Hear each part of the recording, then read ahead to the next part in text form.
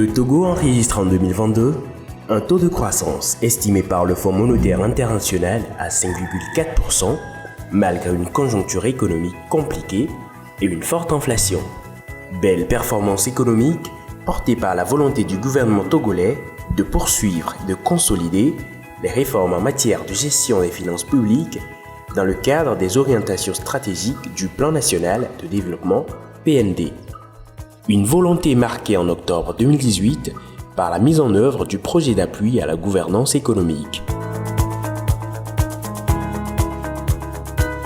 J'ai défini comme projet d'appui à la gouvernance économique.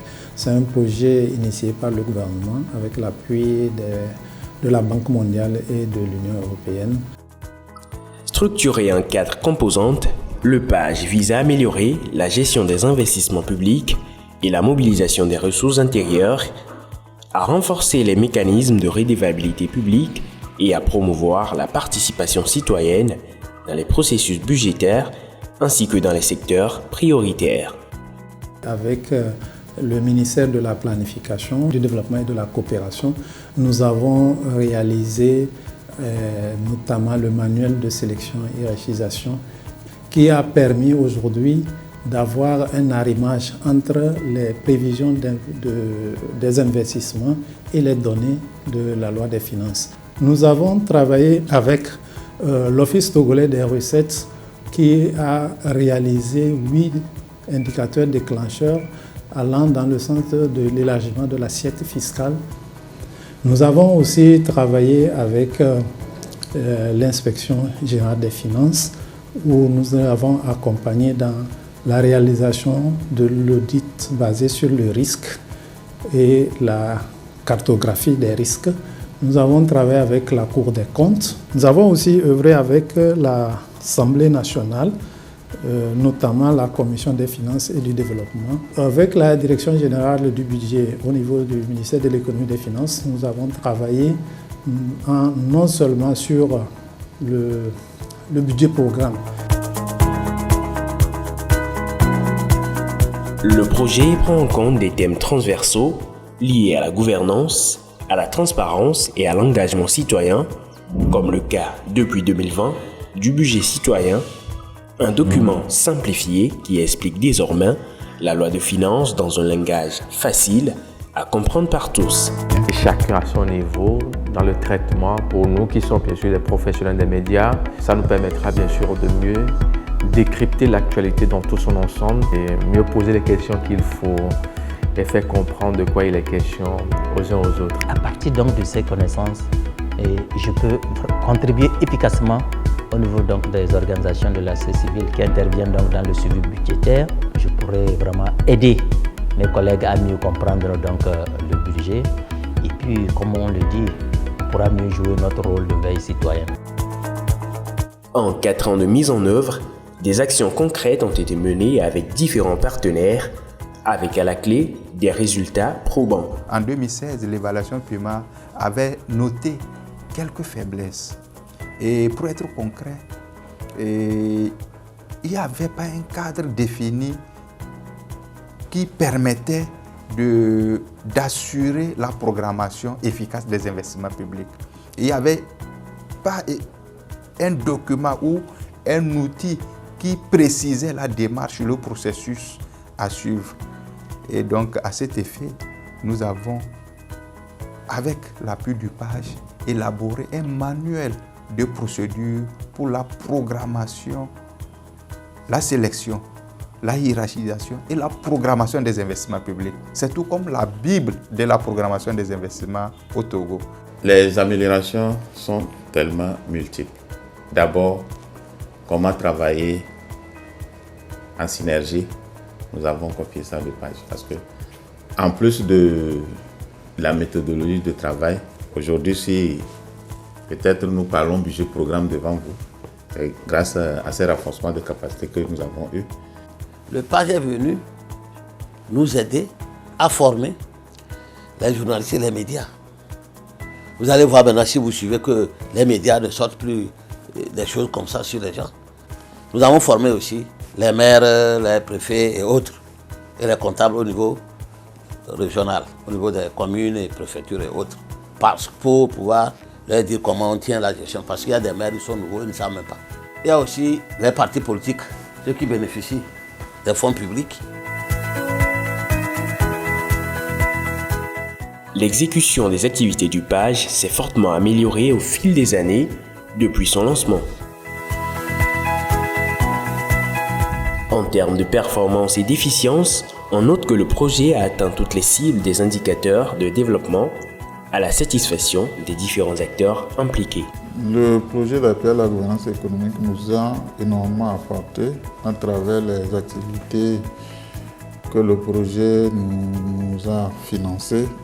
Donc, entre autres, pour donner un exemple palpable, l'interconnexion entre les systèmes de la douane et des impôts qui permet de faire la réconciliation des déclarations de TVA et les déclarations de douane. Donc, ça a permis, depuis la mise en place de cette interconnexion, d'augmenter significativement la collecte de TVA, des recettes de TVA. En plus aussi, l'élargissement de l'assiette fiscale. L'élargissement de l'assiette fiscale à travers les opérations de recensement qu'on a pu réaliser. Donc, on a découvert un certain nombre de contribuables qui n'étaient pas dans nos fichiers et que des dispositions ont été prises pour pouvoir les formaliser et les accompagner pour qu'ils puissent faire les déclarations et, in fine, ça a permis aussi d'augmenter la collecte des recettes. Je dois d'abord remercier les partenaires qui nous ont permis d'avoir cet accompagnement du PAGE. Un accompagnement qui a été vraiment salutaire pour nous. Essentiellement, nous avons reçu des formations qui sont destinées d'abord à la Commission des finances et du développement économique, des formations qui concernent les affaires que notre commission traite, notamment les lois de finances, le budget, la monnaie, le crédit, tous les domaines du développement économique comme le commerce, les transports, etc. Il y a eu beaucoup d'informations que la population n'avait pas et du coup, quand avec le premier PAGE, la population a ces informations, eh bien, nos centres sont fréquentés. Et l'impact aussi, c'est par rapport au personnel de soins. Lorsque le personnel de soins sait qu'il y a des yeux extérieurs pour venir poser des questions par rapport à la prise en charge aussi de patients, eh bien, nous avons vu qu'il y a une amélioration aussi de l'offre de services de la part du personnel.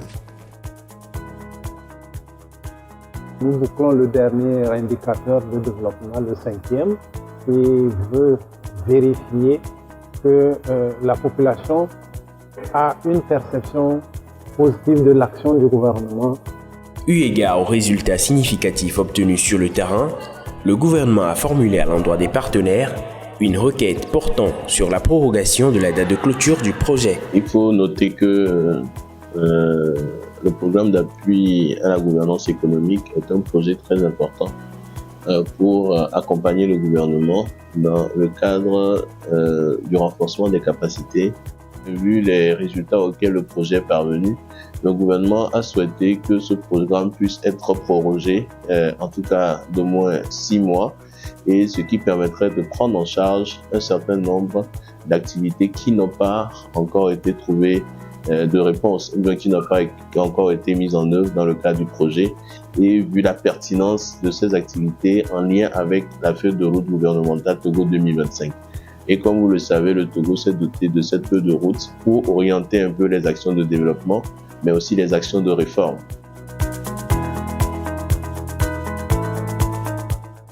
Les différents acteurs impliqués dans la mise en œuvre du projet envisagent des perspectives en vue d'assurer la pérennisation des acquis. Dans un premier temps, c'est le faire par nous-mêmes. Puisque, comme je vous l'ai dit, dans le projet PAGE, nous n'avons pas eu recours aux compétences des consultants. Nous avons utilisé les compétences internes avec l'appui du PAGE pour mettre en place les outils que je venais de décrire. Donc vous comprenez tout de suite qu'avec déjà cette compétence interne, c'est déjà une pérennisation des acquis. Si Page devait continuer en termes d'activité que nous souhaiterions qu'il soit pris en charge encore, il y a nos activités phares, notre plan de stratégie qui est déjà là. Il y a beaucoup d'activités là-dessus, notamment l'élaboration de la loi de finances pour les années à venir. Il y a le rapport d'évaluation des dépenses fiscales, il y a le renforcement des capacités aussi de l'unité et le recrutement du personnel supplémentaire.